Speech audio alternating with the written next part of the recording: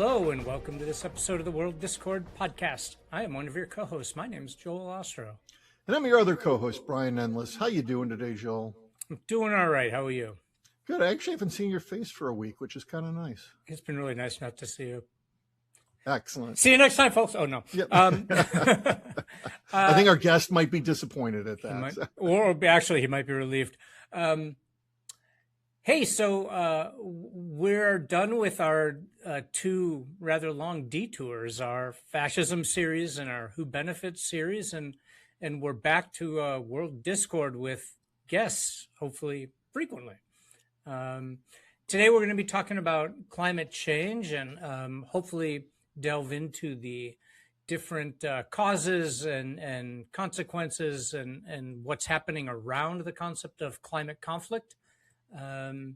As perhaps an emphasis. But Brian, why don't you introduce our guest? Sounds great. So our guest today is a friend of mine from Loyola University, colleague, Dr. Griffin Thompson. Griff is a retired U.S. diplomat with foreign policy experience. We have him on today because he focused professionally on climate change, clean energy, and he was a multilateral negotiator in climate change. So he's exactly the kind of person we want to talk to about the politics of the environment and climate change. I'm just going to give two brief things out of his resume because I think they cover it well. From 2006 to 2015, he was the lead U.S. climate negotiator and division chief manager of climate change programs. And then from 2015 to 2021, he was the director of the Office of Renewable Energy and Energy Efficiency. So he's been in the middle of the U.S. side of policy. Griff, I think one of the things we're going to want to know today, now that you're not a diplomat, is how does the U.S. get in the way of some of these things? And the U.S. has become a problem as much as anything. So maybe even a pariah, huh? No, absolutely. So, Griff, let's just start with the big picture. What do you think about what is currently happening with the international politics of climate change? We see orange skies and red skies and wildfires and all this other stuff and heat happening. What are the politics of that are behind it? Well, thank you, Brian. Thank you, Joel, for inviting me, and thank you for the question. Well, the current state of the politics of climate change is that there are none. We've pretty much ignored the problem, and which we have been for some time. Your introduction referenced the United States and the role the United States has and plays in international diplomacy. And it all, as you two know, who teach politics, you know this better than anybody, it all depends on the administration. Democrat, Republican, and even under some Republicans, Bush the elder was fairly strong on climate change within the confines of a very constrained geopolitical, political, economic frame. And that's the problem. We have, even in the best of days under Barack Obama, we, like the entire globe, consistently have misdiagnosed, misdefined what climate change is all about. In the early days of diplomacy, we defined, and we continue to do so in various ways today, define climate change as an environmental problem. It's not an environmental problem. It's a major geopolitical problem, an epistemological problem with environmental consequences. But diplomatically and politically, we treat it as though it's yet another environmental problem, like any other thing, like pollutants. And so therefore we galvanize or try to galvanize international support to create a binding treaty to stop the pollutants. Well, it's wrong, and it's failing, and it will continue to fail until we get to the root of the problem and we steadfastly resist looking at the real problem or the source of the problem. And frankly, I heard somebody say this before, and honestly, Griff, it might be you in one of the past sessions we've done together. It's not a question of science, it's a question of politics. The science is basically settled. We understand the science of this. There's a lot of new stuff happening every day, but we understand that humans are causing climate change. Let me turn that a little bit. You can pick up on that if you want to. It was really more a comment than a question. We've just finished, as Joel mentioned, our Who Benefits series. And I think the natural follow-up to the U.S. question, whether it's a Republican or Democratic administration, is how important is fossil fuel politics in the U.S. and the influence of fossil fuel companies on U.S. policy or lack of policy, whether it's Democratic or Republican.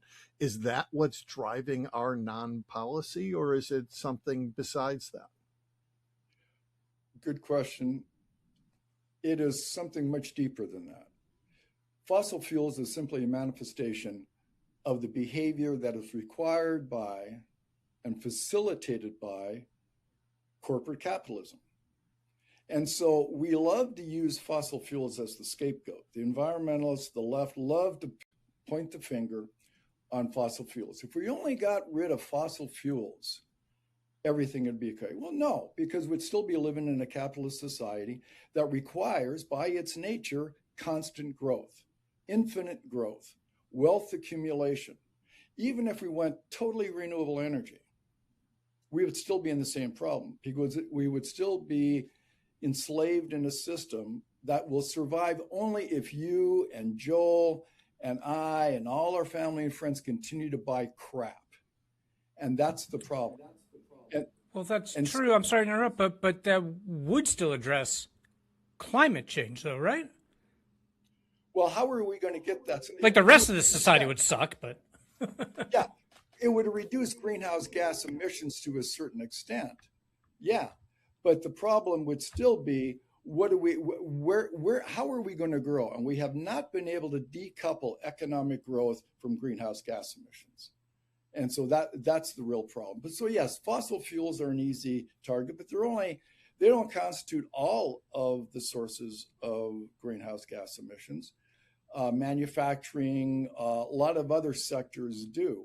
So yes, what I'm trying to say is that the elimination of fossil fuels is not unimportant. It's critical, but we sometimes get too distracted by thinking that's the easy fix. We have a pathological passion for the machine, a pathological passion for the easy fix. For some on the left, the elimination of fossil fuels is the easy fix, and it's much more problematic than that. Since you were so involved with the climate negotiations, I assume you were at the the various COP conferences. Is it? I mean, we started out saying that this is a political problem above all, right? Like policy is what has to solve it. But those conferences are dominated by, well, maybe not dominated, but huge participation by heads of major corporations, industry representatives. Is that a major problem with the whole diplomatic approach to solving this global problem? Yeah, that's an excellent question, Joel, because it ultimately comes down to governance. And we have tried to govern climate change through our extant multilateral system that is composed of nation states. And nation states are, by definition, pursuing their own self-interest. And so, yes, in the various COPs. Now, non-government entities play no formal role in any of the negotiations, only sovereign states. And I have to say, during my time there, I was impressed with the prowess of the US negotiating team. I think we have the smartest, most capable, the most creative negotiating team on the planet. But even then, well, we don't have any negotiating teams now. And so other countries would come to us habitually to try to figure out a solution to a nettlesome problem. If we're at a crossroads, we can't figure it out, they would invariably come to the United States for help because we threw a lot of people, a lot of time on this. But we knew that we were tethered to Washington, D.C., and Washington, D.C. is tethered to the very people you spoke of, Joel, corporate interests. So we knew where the red lines were. So we were doing the best in the negotiations to protect our self-interest defined by corporate capitalistic wealth accumulating goals. So, Griff, how much can others do without us? So you mentioned current administration not only doing nothing, but moving in negative directions, pushing coal back up, or trying to push coal back up and things like that. War in Iran certainly isn't helping anything on environment or anything else. How much control can other countries have if we just effectively go away, if we are on the sidelines and we are a non-entity in trying to fix environmental issues? Are there things other countries can do without us? And if so, what are they doing? Well, yes, good question. There are a number of things people can do, but essentially the international negotiations accomplished in 2015 pretty much what it set out to do with the creation of the Paris Agreement. So it took 21 years of annual negotiations to get to Paris. And people heralded the Paris Agreement as the most magnificent international climate treaty ever created. And they're probably right. But what did we get after 21 years? We got a collection of New Year's resolutions. That's what the NDCs, that is the plan that each country puts forward, which is defined by nationally determined contribution. It's not commitment. We negotiated a long time over that one word. The US would not agree to the word commitment because we didn't want to commit. We weren't going to let the UN determine our sovereignty. So we have a collection of nationally determined contributions designed by the very country yourself, put forward to the UN and saying, this is what we're going to do. And essentially and I think there's only a handful of countries that have complied with their NDCs. And what NDCs are essentially are New Year's resolutions. And how do we all do on New Year's resolutions? Ask anybody around March or April how their New Year's resolution is doing, and they'll say, I'm failing, and that's why I'm going to do it again. So countries can't do something. Unless the resolution was to eat more dessert. Well, and that's pretty much the subtext of many of the NDCs. Well, we're going to continue to emit greenhouse gas emissions because we have economic growth as our priority. So again, they are, and this is the other thing, and I'll stop here, is the governance is very much manifest in multiple levels. So we're seeking a global fix to a global problem, but the global problem emanates in local jurisdictions. So that's why we have a polycentric form of governance towards climate change. Take us back a second on this, Griff. The NDCs, what do they look like? So is it we will cut this kind of emission, this percentage? What kind of things are countries not committing to here? Well, they're committing to things that they think they can do without changing their habits, just as we did. They look for the proverbial low-hanging fruit, the easy fixes. And study after study after study demonstrated that the cumulative effect of the NDCs that were submitted from Paris would exceed the 1.5 degrees by 2 or 3 times. Yeah. So even if you complied, it's the easy stuff. And so for the United States, we take this stuff very, very seriously. And therefore, that's why ours are so flaccid. I mean, we predict we can reduce carbon by shifting to renewable energy by X percentage. We'll look at land use issues and et cetera, et cetera. And a lot of this is smoke and mirrors because a lot of countries use offset programs, meaning I'm going to reduce my commitment by planting trees in Brazil. Right. And those kind of mechanisms. So those mechanisms were created to allow corporate interests and national interests to continue their bad behavior. Joel, you got a question? I do. So I would say after I spent decades studying arms control agreements. Well, I spent time, those arms control negotiations during the Cold War, right, lasted decades. And what you describe of the climate negotiations was very typical. Both sides wanted an agreement to be able to continue to do what they were already doing. And so there was certainly no disarmament. There was not reduction even until very, very late in the game, basically when political change had happened already in the USSR. But at the same time, it was two superpowers that were doing that negotiating. And so they could reach certain agreements that would reduce the likelihood of conflict. I see a major difference here is that this is all, or at least all industrialized powers, kind of have an equal interest. It's not just the United States that wants to keep doing what it's doing. Despite certain different political orientations, Germany and Japan and China for sure all want to keep growing their economies, like you said, in this global capitalist system. Does that not make the potential for real conflict, even armed conflict, higher? Number one. And number two, in those negotiations, to what extent is there a recognition of the security implications of continuing to go down this path without making serious change? Is that talked about, even if it's recognized? It is talked about on the fringes. And I think the parallel between arms reduction, arms control, and climate is a very apt one. And it's all about, denying reality. And so the question goes back, who are the sovereign actors in these negotiations?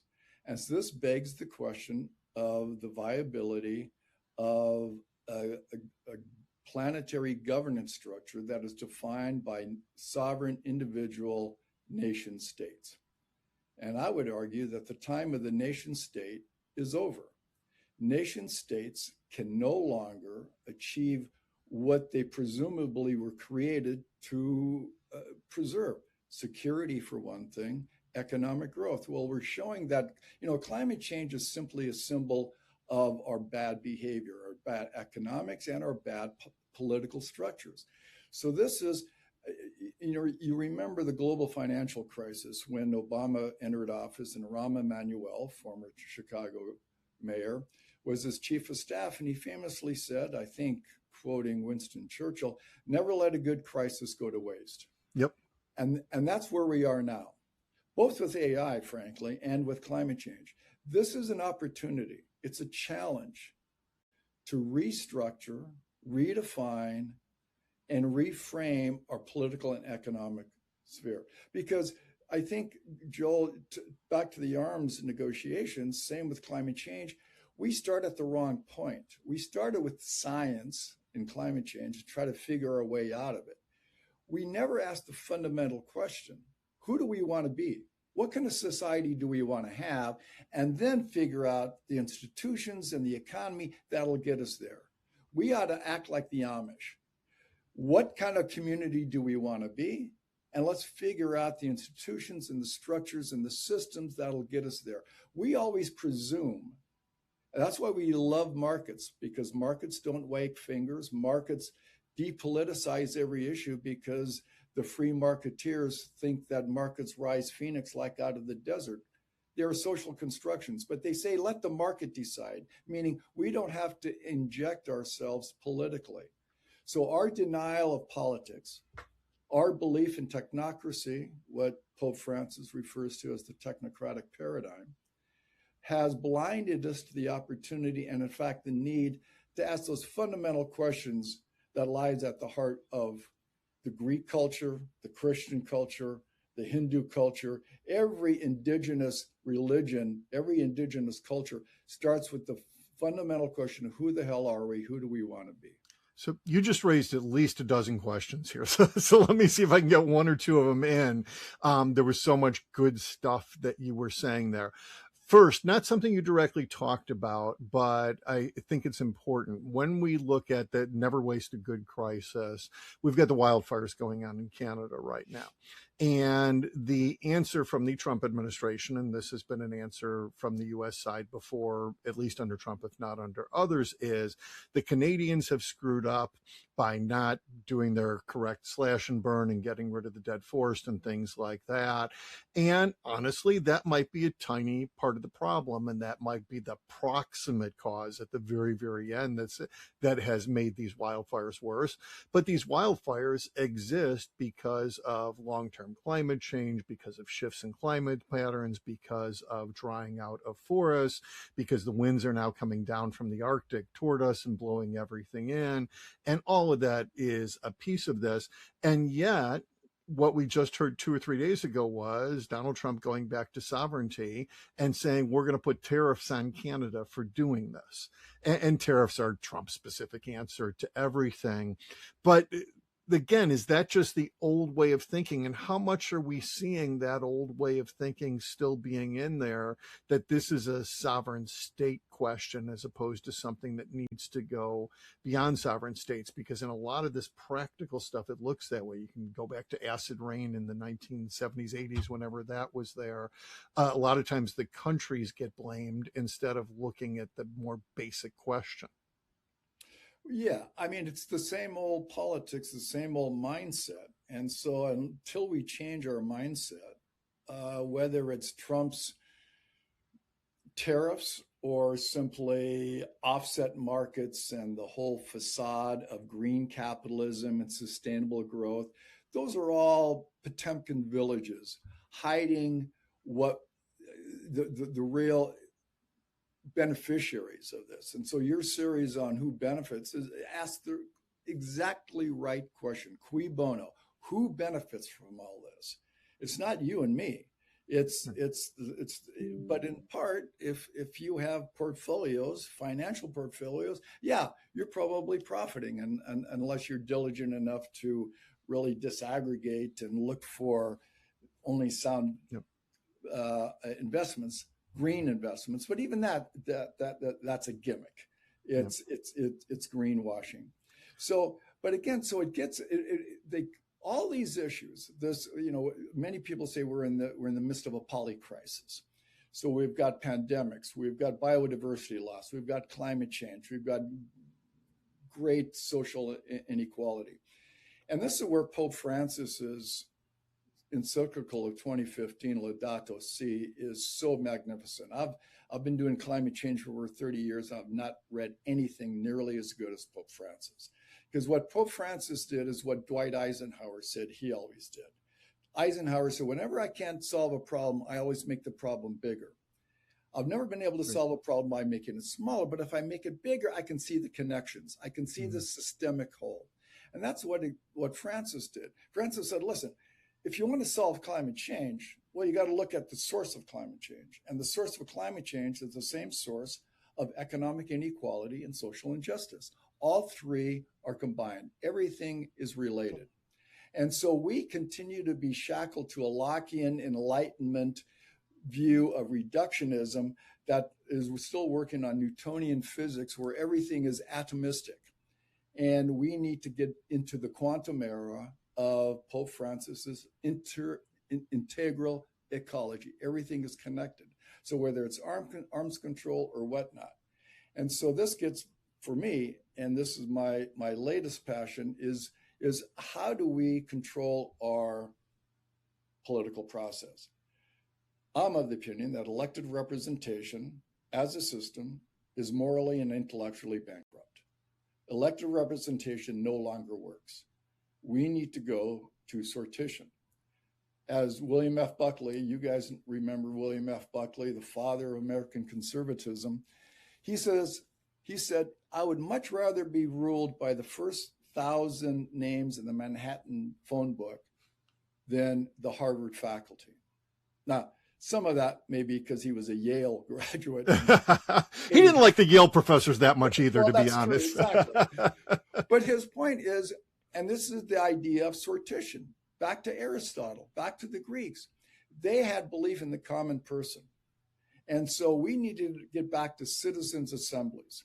I'd much rather trust 100 citizens collected randomly, given the proper information to make the right choice, than these political politicians who are fixated on re-election and moneyed interest. So it is until and that's how we recapture a republic, and that's how we start driving change in this political system. That's pretty radical change you're calling for there. And because of the nature of the climate problem, you're not just talking about the United States of America, you're talking globally. So those kinds of changes would also have to happen in China and India and Russia. I don't think you're wrong, but I also don't see that happening necessarily. That's my first thought on that. Sure. Can we turn this a little bit to the causes of conflict? Because to me, the primary sort of security problem that extends from climate change is the movement of people.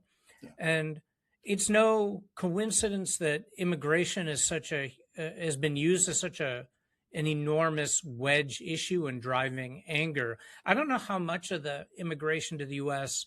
over the last decade has been climate driven. I am struck. The last I checked, the United Nations still had not come up with a definition. They don't recognize the term climate refugee or climate migrant. But there's obviously several. Climate change is simply maybe an engine, or capitalism is the engine. There's the economic consequences can cause people to leave. There's environmental disaster, whether fires or drought or floods or storms, all the rest can cause people to move. Are you aware, are those weighted at all? Like, do people see, oh, this is going to be the primary driver versus that? Or is it all kind of a hodgepodge? Or are people not even distinguishing, like, what's going to drive that? What will be the primary driver? And which one's easier to address, I guess?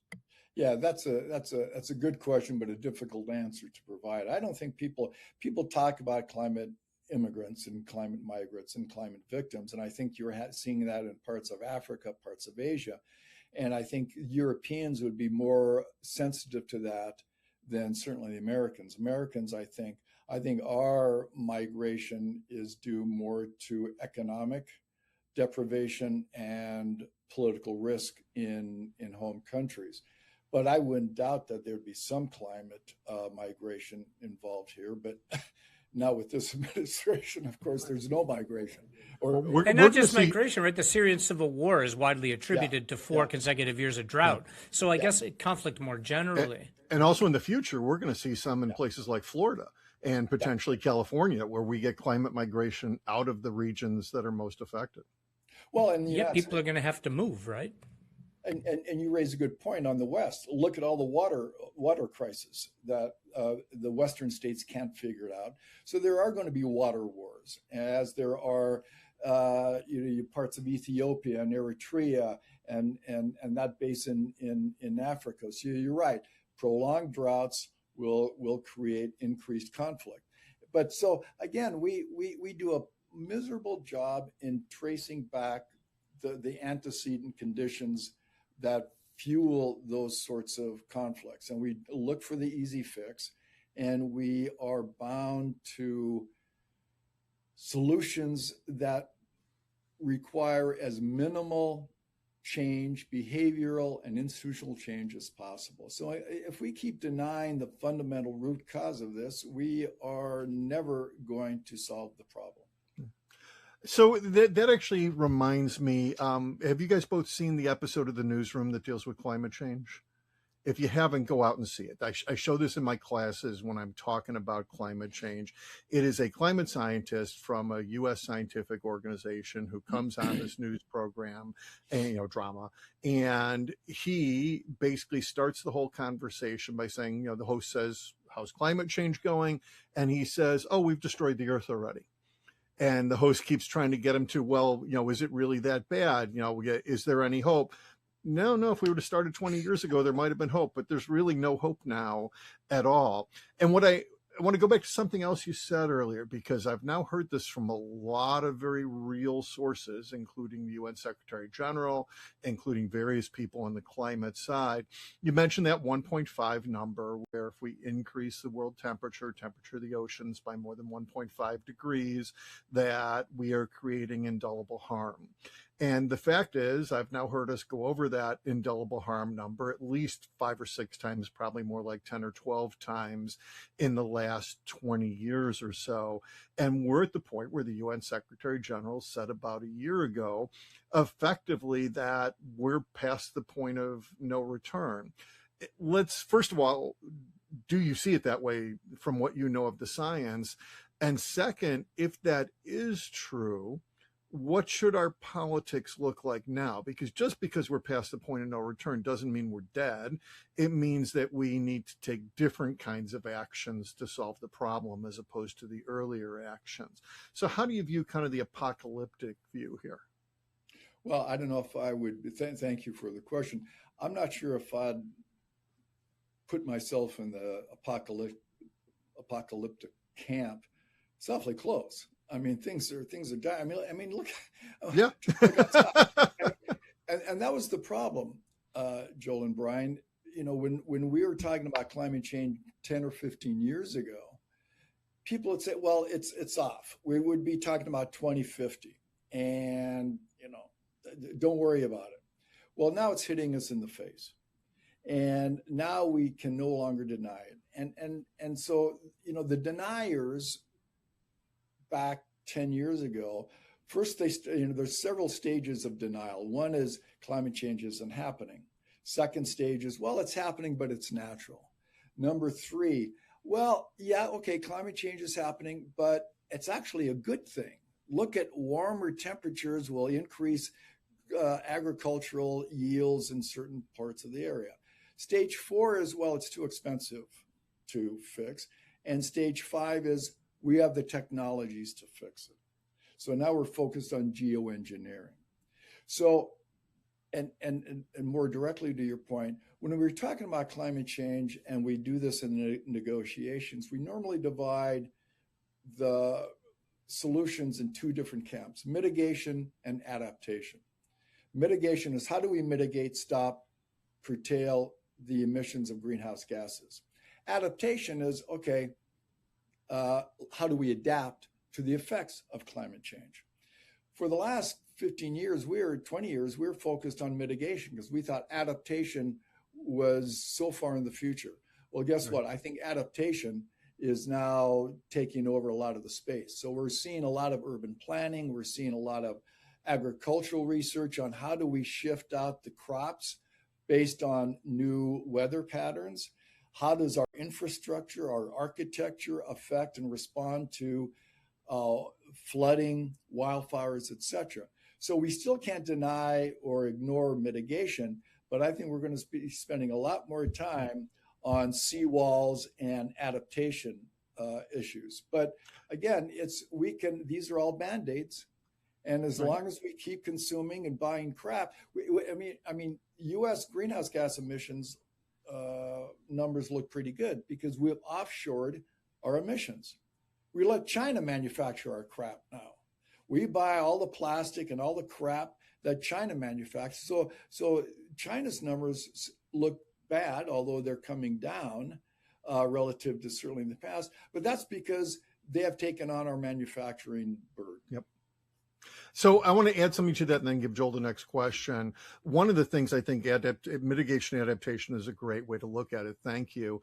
One of the things on adaptation is we've seen some small examples and they're good things, but they're small. My example I brought up a lot lately is Texas. Texas had so much heat that their power grid was overwhelmed a couple of years ago, and they are now the #1 state in the United States in terms of renewable energy. They've turned more than 50% of their power grid now comes from renewable energy. And that's not to stop fossil fuels. That's because they had no other way of generating enough power. And climate change is causing Texas to have about a month more of horrific heat every year and making it worse and worse. So they had to adapt. They had no choice, but we're going to need to see that adaptation everywhere, I think. So I think your point there is excellent. Joel, you got a question? Yeah, you had briefly invoked the term social justice. I forget what the context was, but it triggered in my head. That was when Greta Thunberg was talking about climate change, and I wish she'd get back to talking about climate change because she's a much more effective spokesperson on that issue than the stuff she's doing now. But she really focused on the social justice impact and how the least able to adapt or adjust are going to face the greatest burdens.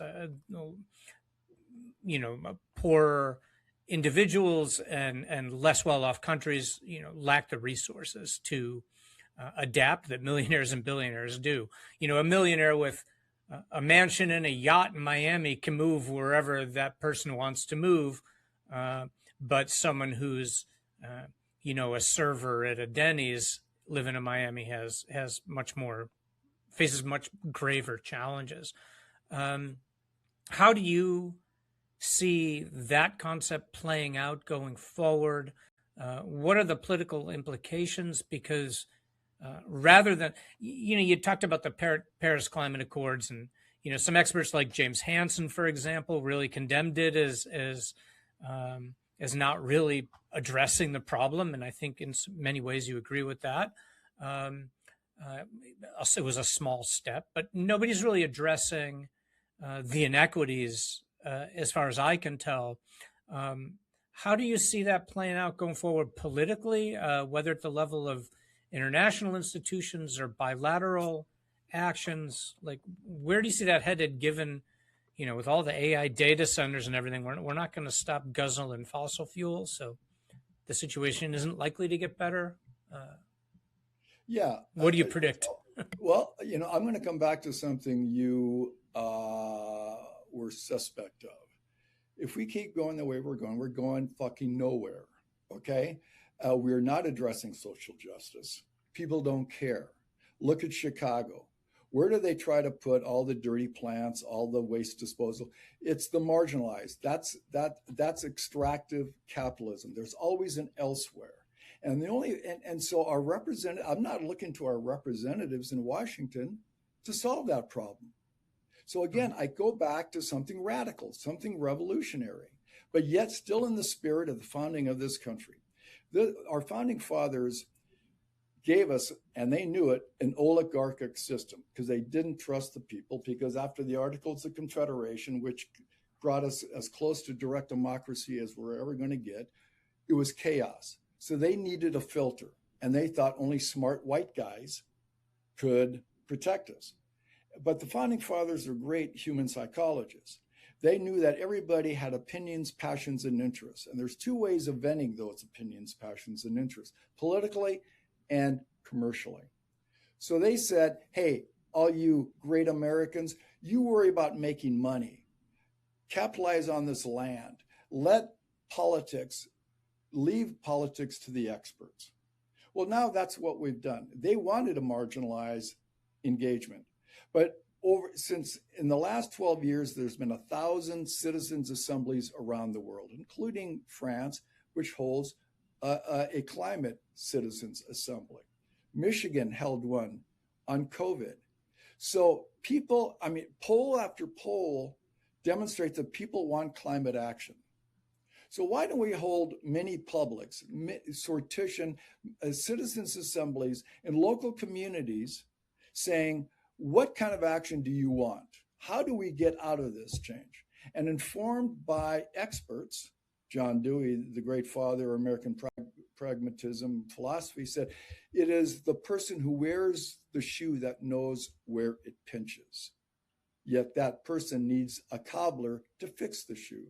So there's an elegant amalgam of the common person and the expert.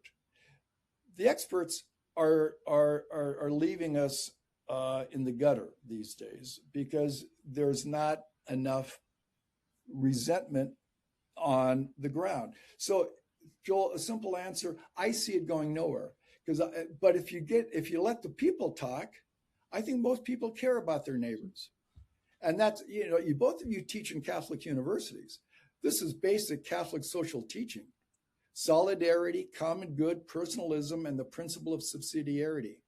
Catholic social teaching provides the guideposts for us to get out of this quagmire. But we are so much enslaved to the Enlightenment myth of reason and science that we have lost a politics of the sacred. And so that's why I think it's a spiritual problem as much as anything. I'll say too, Griffin, in a practical sense, by the way, you need to understand Joel. We do this in some radio together, and many people know him as Dr. Doom for his doom and gloom the discovery. Yeah, but you're the more doom and gloom one today, Brian. Sometimes I am. It happens. However, I'll give a positive here. Griff, I think and I've talked about it here about the Come Together project. One of the things that we're looking at as potential solutions is pushing people into local politics. And it's not quite citizens' assemblies, but it can be the beginning of that type of thing in a very similar movement. And frankly, on a very practical scale, this is how the Republican Revolution happened under Reagan and Gingrich. And even now, it was very coordinated effort by think tanks and others to push people into local control and get control of the states and get control of the governors and then move that up to the federal level. That is something that I do think is humanly possible even in the United States in our current environment. But we do, regardless, have to push people to be active and to have things to be active on.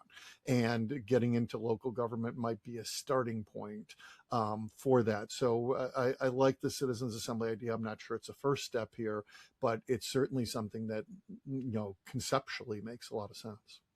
Well, Brian, we're just one country.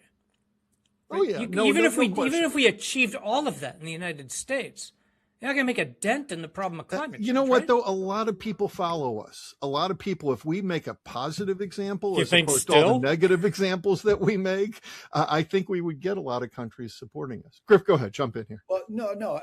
And to Joel's point, it's got to start somewhere, Joel. Right.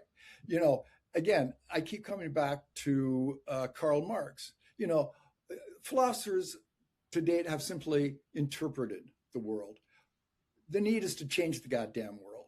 And this is, and you point out, I think, I don't know about your school, Joe, Benedictine, but Loyola, I think, does a miserable job in providing outlets for political debate.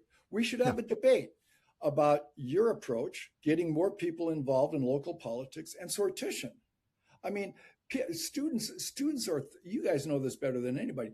Students are thirsty. They are craving alternatives. And as a political science department, for Christ's sakes, we should be holding all kinds of fora on saying these are different options. The nation state is a relatively new creation. You can go back to the treaties of Westphalia, but it really wasn't until the mid 20th century that they solidified. Up until 1960, most of France laid outside of Europe. And so it wasn't until 65 or so that solidified. We can do something other than nation states. So I'm a big believer of Walter Brueggemann's prophetic imagination. And he said there's two things that prophets need to do. One is criticize the royal consciousness. And and the royal consciousness is the extant system that is benefiting only the select few. Criticize and then energize the people to change. And that's what we need. And there's multiple paths. I don't necessarily think that your approach in getting more people involved in politics is negates the possibility of citizen assembly. You can have hybrid systems, but the beauty of citizens assemblies, it creates and invites people that would not have the personality types aren't the ones that are going to go out and campaign. That takes a unique personality. And I know a lot of people that I would trust judgment on that would never think about going into politics. 100% agreement. The macro view is really important, that the nation state has only been around for 400 or so years. But our current civilization sort of accepts that it's the only way humans can organize themselves. And the same with capitalism, and the same with burning fossil fuels. You mentioned before that the primary driver of conflict is going to be about water, whether drought or flood, storms, all the rest. The fires, which are connected to water, the spread of disease. Throughout human history, if you go throughout human history, basically every single war has been fought over water. It's only like in the last 100 years that we fought over other things. Right. But we think we don't even recognize that. Wait, war is about water, and I think part of the conversation, the frustration that I have is, even when you're talking about local government or citizen assemblies, we're still talking about that within the confines of the United States or the nation state. I do think Thunberg was on the right path of trying to form sort of a global citizenship concept, consciousness about the realities of climate change. Like, if ever we were going to unite people around a policy issue across these artificial borders of the nation state, it's on something like climate change and the causes of it, the global capitalism problems. And we have the technology, the use of the technology to create those kinds of, right? Is anybody serious thinking about a movement like that and really creating that kind of a global political movement? Well, again, there are, like I said, there's 1,000 citizen assemblies all across the world. I mean, it's not just the U.S. So, people are in, and this addresses the exactly correct words you used: artificially driven nation state borders. I mean, it's the nation states that divide tribal, ethnic, religious communities. And so there is Benjamin Barber wrote a brilliant book in the 90s, Jihad versus McWorld, talking about two different pulls, centrifugal and centripetal, global harmonization, while at the same time, people are succeeding into local politics. I mean, 3 counties in Colorado voted to succeed from Colorado. There's not a nation in the world, I think, that doesn't have some type of successionist movement.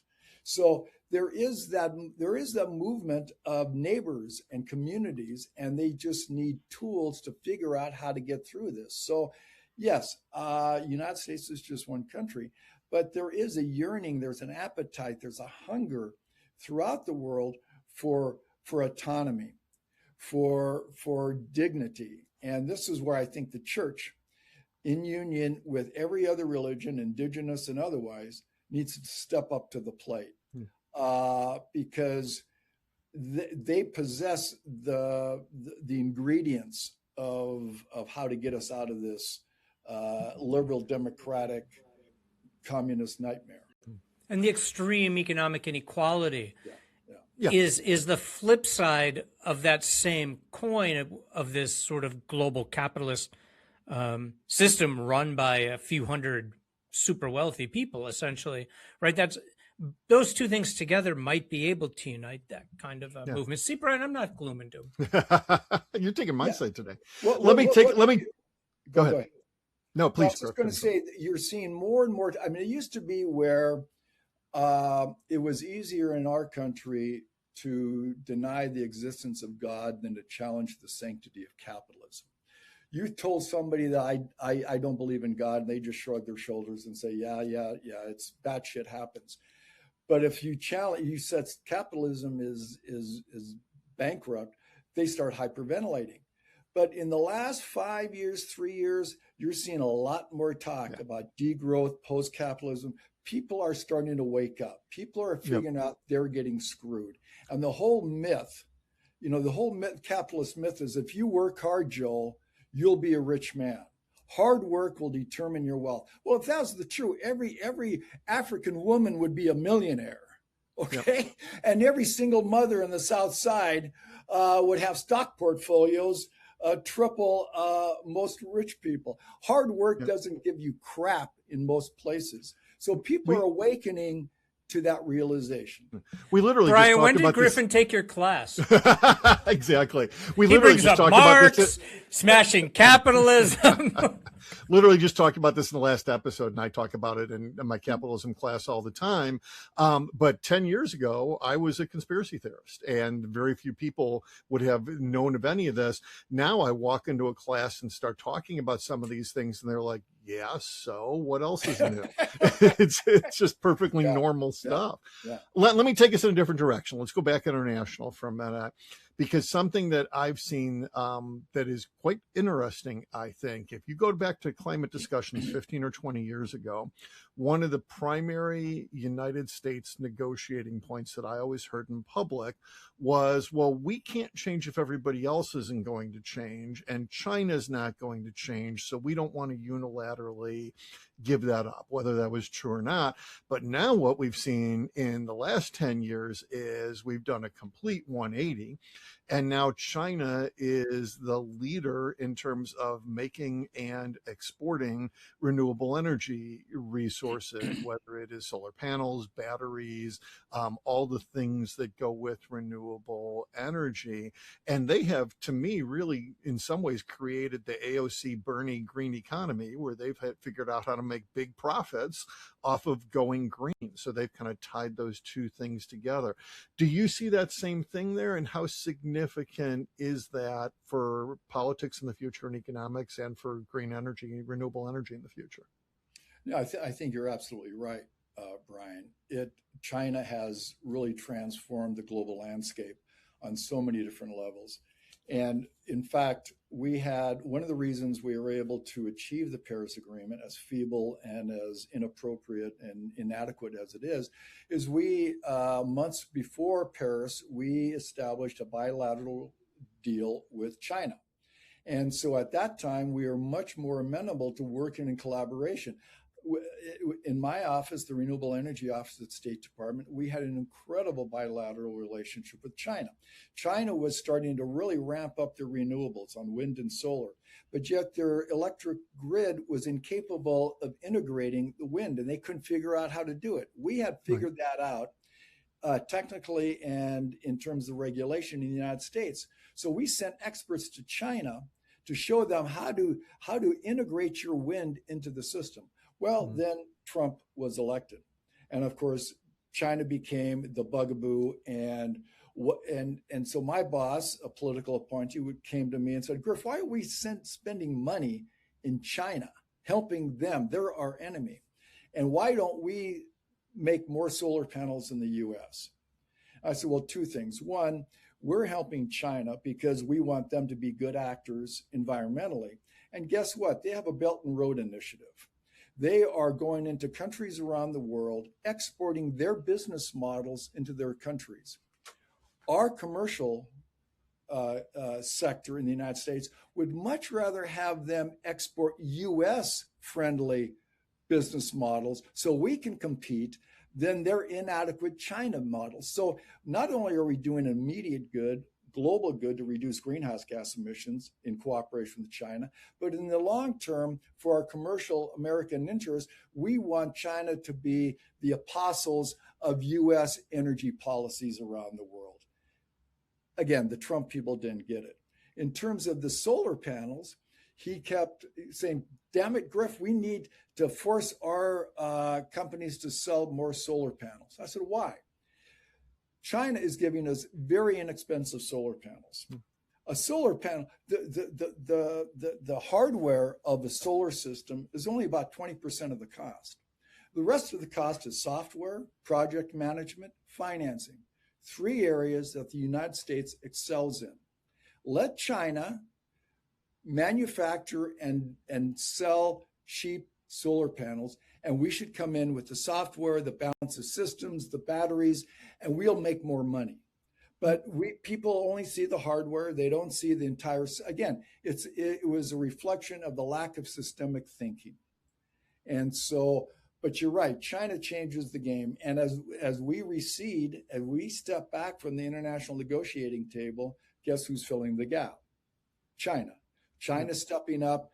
I spent a lot of time representing the United States at the International Renewable Energy Agency under Obama. And when we were there, China didn't say a word. Now that we've left, China is very chatty at the International Renewable Energy Agency, and they're going to be more prominent in the UNFCCC and every other multilateral for it too. So again, this is how moronic and infantile this current administration is. They just don't understand their self-interest rightly, as Tocqueville would suggest. Yeah. Joel, do you have anything before we go to a final question? Yeah, I was going to ask if I can ask the stupid question. Please go ask the stupid question. We always end our episodes when we have guests with a stupid question. Good. But I can't ask the stupid question because you've already given the answer to the stupid question. So I'll ask the stupider stupid question. If those sort of citizen assemblies, citizen councils is your prescription for getting us out of the morass, how do you get to that? Well, I'm glad you asked that very smart question, Joel. I have recently become involved with a group called Sortition USA, and it is based in San Francisco. In fact, I'm on the advisory board now, and their job is to propagate and set up local chapters. And there's a group here in China that is interested in setting up a local chapter. In fact, we have our biweekly meeting later this afternoon. Here in Chicago, you mean you said China, Griff? Oh, I'm calling Dr. Freud. Yes, Chicago. And so what we talked about last week is, okay, what we need to do is demonstrate proof of concept. And so we're going to be, and one of the people in this group, fledgling group that we hope to grow, and I'll happily talk more to both of you, and I would hope, especially at Loyola, I reached out to Jen Forrestal and said, listen, we ought to be all over this, but no response. But anyway, what we're looking for is a ward and an alderman that will say, yeah, let's stand up a citizens assembly on a topic. And one of the individuals has been working on land use planning and permitting in a particular ward. I think he's in Lincoln Square area, and they're looking at rezoning. And so this is a perfect example. The beauty about citizens assembly is that they are ideologically agnostic. It's a tool. It's a procedure to get people together with common sense and with expert input, decide what's good for the community. So that's how we're going to do it, Joel. We're looking at proof of concept. We're drawing on example. I'll happily send you a wonderful documentary that came out on what Michigan did on COVID-19. It'll bring tears to your eyes. You've got people on the right, people on the left, how they came together through listening to one another and came up with reasonable proposals to move forward. So again, it's learning by doing. It is again not only interpreting reality but changing reality, challenging the royal consciousness and listening to people decent. Again, all public policy is informed by certain political philosophies, and all political philosophies rest on a certain anthropology. Capitalist anthropology defines us as being divisive, competitive, throwing sharp elbows. Hobbes' solitary, poor, nasty, brutish, and short. A different anthropology, a religious Christian anthropology, said we are by nature cooperative. We are by nature kind people who want to love each other and want to share with one another. We just need the institutions and the circumstances that allow us to act better. I see that as a humanist anthropology too. It doesn't require religion. Exactly right. Exactly right, Joe. Yeah. So, Griff, Right. before we leave here, first, please get us the link to the organization you're working with. Please get us the link to the video. We'll drop those in here at the end of the podcast. Thank you very much, Dr. Griffin Thompson, for joining us. We really appreciate it. Excellent, excellent insight on this. We may do something similar in the future if we get some politics of environment popping up, and we'd love to have you back again. Thank you for joining us. We appreciate it. Thank you so much. Well, thank you for doing what you're doing. This is the sort of stuff that people are craving. You guys have the right personalities and the right insights to talk about this stuff. And the work you guys are doing needs to be propagated further. So thank you for the invitation. It was a joy. Thank you very much. Joel, thank you. And thanks to all of our listeners. Thanks to David for producing. We're back to talking about Discord, and we'll see you all next week. Hope you join us. Hope you spread the word around. Bye, everybody. Bye-bye.